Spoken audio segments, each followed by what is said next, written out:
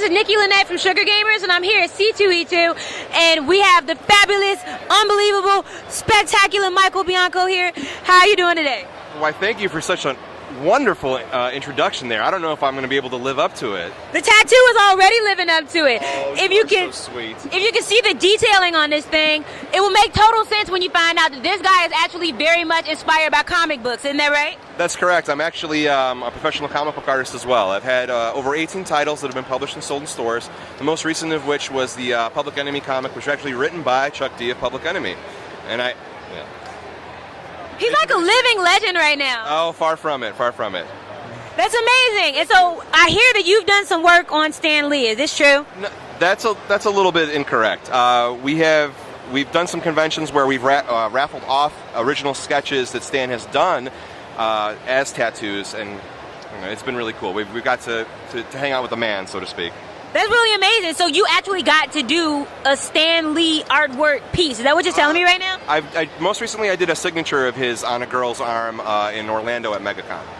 That's really freaking crazy. Like, whoever says, like, when I grow up, I'm going to be a comic book tattoo artist and be successful and everyone's going to love me. Like, how did you decide this is what you wanted to do? I mean, it's such a far stretch from being a comic book and, color animator dude. I don't know if it was necessarily something that was hard to decide on. It's a natural transition for me. I love art. I love fanboy art. I'm a fanboy myself, obviously.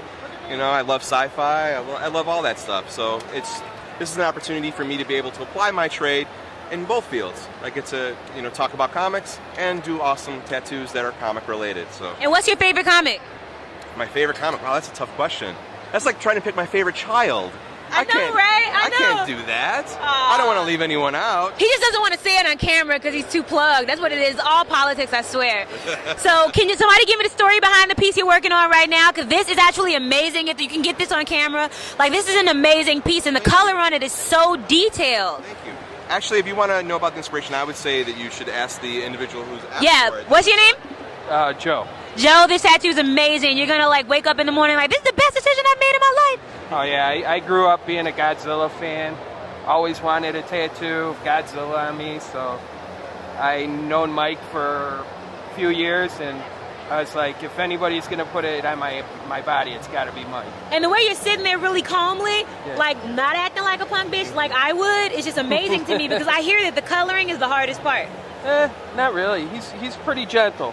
Really? Well, maybe I'll have to come to him because all of my tattoos are like black ink. I have 6 of them. How many do you have? Just this one. It's my first wow. tattoo. He's a newbie and we're getting him on camera. This is amazing. Good times here on Fearless Radio. And so I guess how many would you say you have? I see you got Bender there. I've lost count at this point. I'm probably at 18 or 19 at this point. Well, this is Nikki Lynette from Fearless Radio, waiting to get on Mike Bianco's level. When I got 18 or 19, I assure you at least 12 of them will be done by this guy. Well, thank you. Absolutely. Be sure to check out Royal Flesh Tattoos in Chicago on the corner of Irving and Broadway. Is that where we can find you? That's where you can find me. And that's where you'll find me. See you guys soon.